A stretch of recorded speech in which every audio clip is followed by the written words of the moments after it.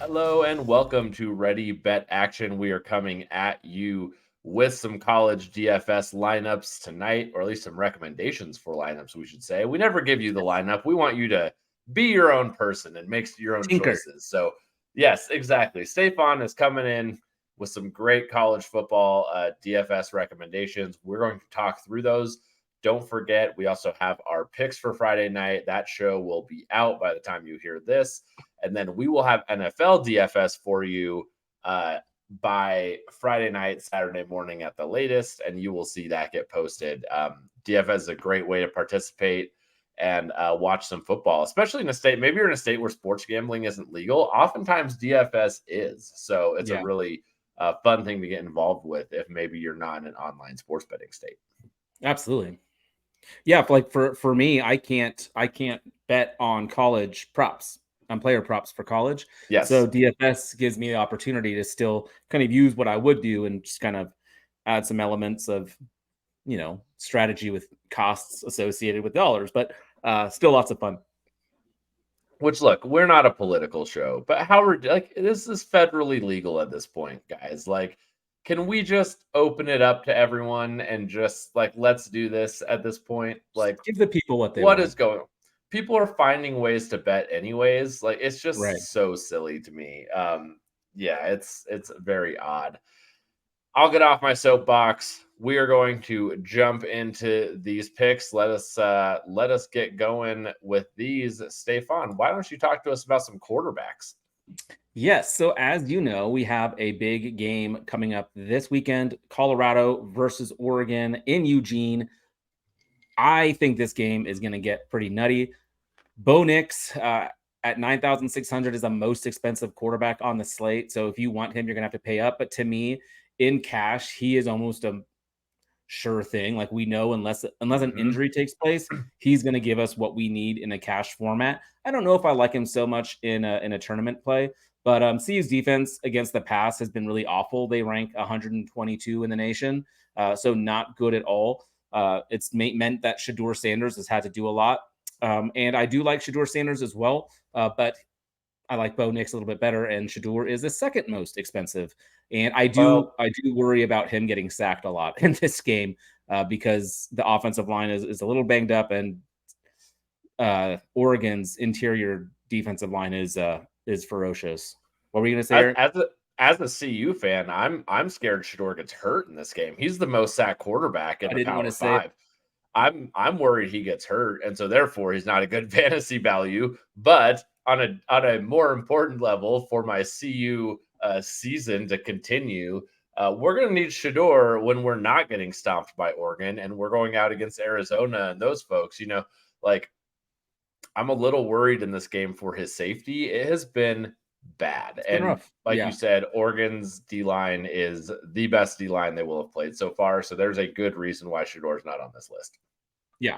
I also like Tyler Van Dyke at 8,600 2 weeks ago. He was tearing apart Texas A&M's defense for 5 touchdowns. This game is against Temple. So while that might be one of those situations like, well, is he going to be out early? Against Bethune-Cookman last week, he still put in some work. They're still wanting to put up numbers, not just to pad stats, but also just to make sure the offense is clicking. They're about to jump into ACC play here for real. So at Temple, I think this is a really safe play again. My kind of fun super flex play here at quarterback, I would want something a little bit more rock solid than Thomas Castellanos. But Thomas Castellanos, do you know where Thomas Castellanos plays quarterback? Eric? I'm going to take a guess. Just hang in there with me for 1 second. I'm going to say UTEP. UTEP is So he used to play at Central Florida, UCF. He transferred to Boston College, of all places. And this guy is a dynamic runner. If you watch the Georgia State game tonight, Granger looked really good. He has some of that same escapability. He's been averaging over 16 rushes each of the last 2 games. And he's been averaging about 6 yards a carry on the season. And again, with college stats, sacks do count against you. Well, Boston College is going up against Louisville, and I think Castellanos will be able to exploit them. They also have O'Keefe, who also was at UCF. So these guys did play together, O'Keefe being a wide receiver. So I'm excited for Castellanos at 5,900. It does allow you to pay up big for like a Bo Nix and still get another quarterback in your super flex without spending all your money. Over at running back, I do want to stay in that same game. I do like correlated plays even in college. It's not as important, but I do like it. And so at the running back position, my most expensive running back that I'm kind of putting on the sheet tonight is Jawar Jordan, running back for Louisville. He has been absolutely insane. So far, he has averaged 25.1 fantasy points per game. He's got 4 touchdowns on the year in 3 games and 344 rushing yards. So he's averaging over 100 yards. So you're getting that bonus. He's getting you those touchdowns, averaging more than 1 a game. Rasheen Ali, I know you guys remember him because we talked him up a couple weeks ago. This is the Marshall running back who has been absolutely insane. He is averaging 32 points a game, and I think his price at 6,000 is just way too low. Virginia Tech's not a very good defense. They're better against the pass than they are against the run, so I think Marshall gets up on them easily. This will probably be a play in our picks play as well. I'm probably going to be going with Marshall. And then finally, I like Kamar Wheaton.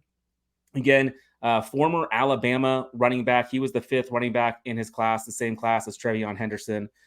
He is amazing. He's a really solid running back, just didn't have the opportunities in Alabama.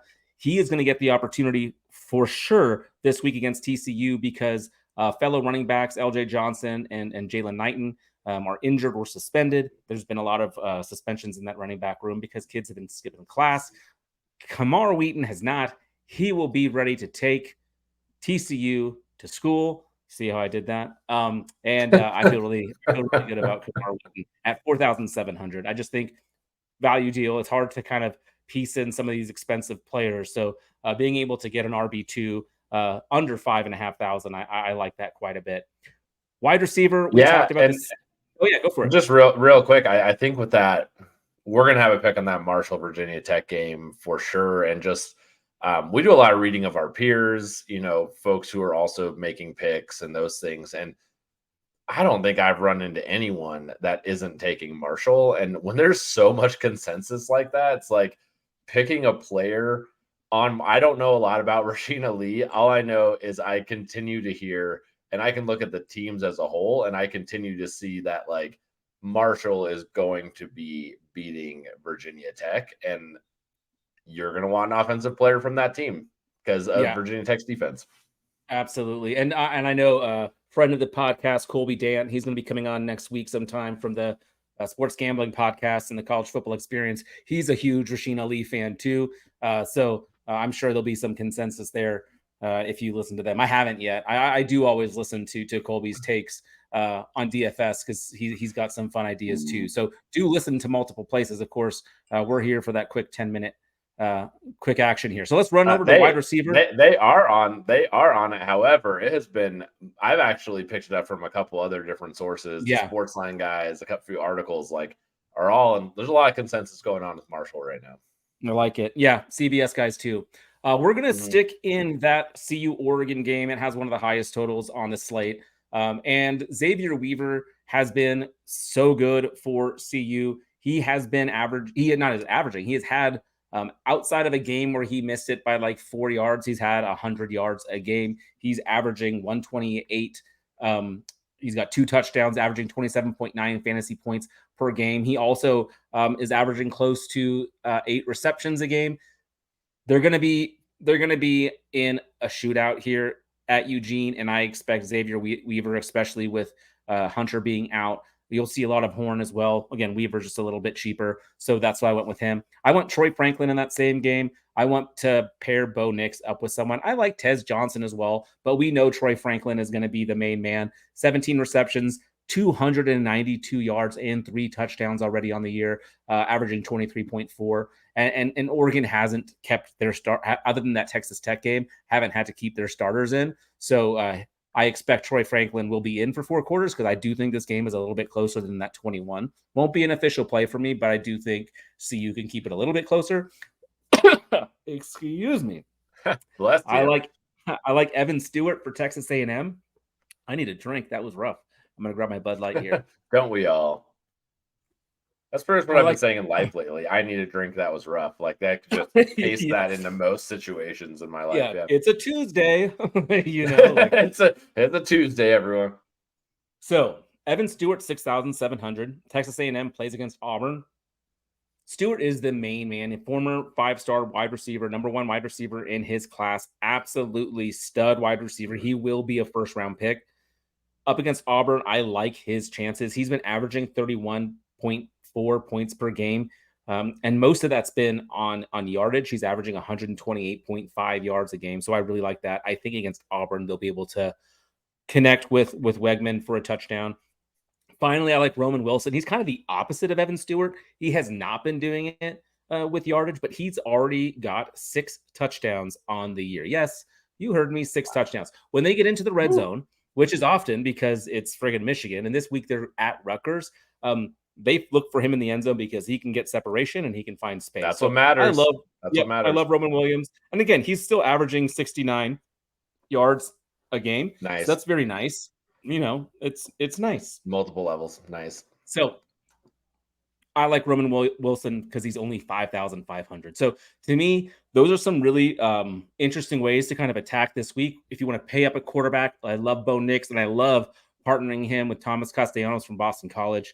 And then that way you can choose your wide receiver from that game, maybe get in both, and then go with some cheaper options that we've talked about here. So yeah, I kind of like this slate a lot. I'm trying not to invest too much capital because between college and NFL, I am down on the year, and it's my tendency to try to win it all back. And I'm really showing some restraint, which is good. Yes, we had this conversation earlier today about just because you had one good night does not mean you should increase your units or the amount of betting you were going to do for the next night, because this is just basic management 101. And that doesn't mean I'm good at it. I mean, that doesn't mean I'm always good at it and make those best decisions. So if you have a good night, take that, bet how you would the next game. Do not continue to just make up for your losses, because you will continue to dig yourself a hole doing that for sure. Yeah, we should probably have like the 1-800 gambling like sponsorship on here after I say stuff like that. All right. No, you're saying good stuff. I think we had a great morning. We had a lot riding on that Roma Liverpool game or those 2 games. And so, yeah, you want to be careful with those winnings. You don't want to just go waste them all. So continue to bet the way you would otherwise. Absolutely. So this is the part of the show. Stefan, you have some great DFS college picks for us. Can you run us through those quickly? Yes. At quarterback, I like Bo Nix at 9,600, Tyler Van Dyke for Miami at 8,600, and Thomas Castellanos at 5,900. Thomas feels like a steal. At running back, I like Jawar Jordan that same game for Louisville. I love Rasheen Ali. He will be in every one of my lineups at 6,000. Kamara Wheaton at 4,700 gets the opportunity at SMU. Love the potential here for a big game, kind of under the radar play. At wide receiver, I like Xavier Weaver at 7,200 for CU. And in that same game, I like Troy Franklin at 6,900 for Oregon. Just a little cheaper at 6,700 is Evan Stewart, Texas A&M star wide receiver. And finally, I like Mr. Touchdown himself, Roman Wilson for 5,500, wide receiver, Michigan. And perfect. Just real quick with college DFS, you don't have to play a defense. You get to play 2 quarterbacks. It is super flex. It's a lot different than NFL DFS. So it's a lot of fun, different strategy, but I highly recommend. So many points, so much fun. College football, man, I'm going to say something controversial, is just better. And with that, I am going to go ahead and end the show. Let's go make some money, everyone.